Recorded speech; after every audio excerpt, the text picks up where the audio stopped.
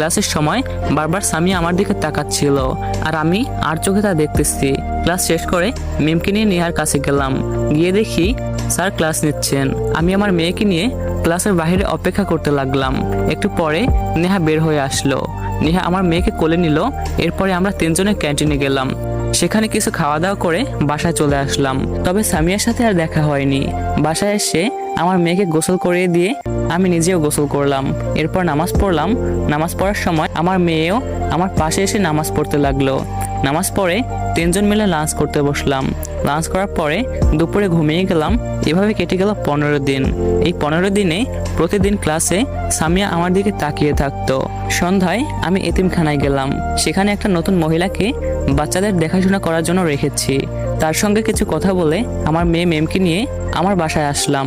এখন থেকে আমার বাসায় মেমকে রাখবো আর আমার আর নেহার কলেজ টাইমে এতিমখানায় রেখে আসবো। বাসায় তো আর ছোট বাচ্চাকে একা রেখে যাওয়া যাচ্ছে না। তাছাড়া সেখানে কিছু সময় ছেলে মেয়েদের সাথে থাকলে তার একাকিত্বটা আর থাকবে না। আর আমার মেয়েকে আমার বাসায় নিয়ে আসার কারণ হলো কয়েকদিন আগে এতিমখানার খালাটা মারা গেছে। আসলে তার লিভার ক্যান্সার ছিল, যেটা মৃত্যু 2 দিন আগে ধরা পড়ছিল। তিনি ছিলেন খুবই নরম এবং মিশুক মানুষ। তার কোনো সন্তান না থাকায় সে এতিমখানার ছেলে মেয়েদের নিজের সন্তানের মতোই দেখতেন। আর আমার মেয়ে ছিল এতিম আর বয়সের দিক থেকে সব থেকে ছোট। বর্তমানের মহিলাটা যদি আগের মহিলার তুলনায় বিপরীত হয় তাহলে মুশকিল। আর এজন্য আমার মেয়েকে বাসায় নিয়ে আসলাম। অপরদিকে সামিয়া ভাবতেছে, আসলে কি শাহিদ রিপার সাথে এরকম কাজ করার চেষ্টা করছিল? অপরদিকে সামিয়া ভাবতেছে, আসলে কি শাহিদ রিপার সাথে এরকম কাজ করার চেষ্টা করছিল? আর শাহিদ এখানে কেন?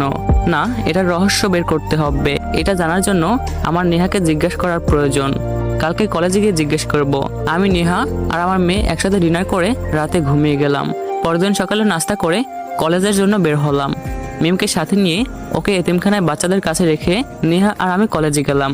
কলেজে পৌঁছে নেহাকে ওর বান্ধবীদের কাছে দিয়ে আমি আমার বন্ধুদের সাথে আড্ডা দিয়ে ক্লাসে গেলাম। সামিয়া নেহাকে খুঁজতে খুঁজতে হয়রান। হঠাৎ দেখে নেহা আসতেছে। এই তো নেহা এসেছে। সামিয়া বলল, নেহা, তোমার সাথে আমার পার্সোনাল কথা আছে। নেহা বলল, জি ম্যাম বলুন। সামিয়া বলল, নেহা, তোমার ভাইয়ের সম্পর্কে আমাকে কিছু বলবে। নেহা অবাক হয়ে বলল, আমার ভাইয়ের সম্পর্কে কি জানতে চাইছেন আপনি? সামিয়া বলল, এখানে নয়, তুমি আমার অফিস রুমে এসো। নেহা বলল, আচ্ছা ম্যাম চলুন। সামিয়ার অফিস রুমে যাওয়ার পরে সামিয়া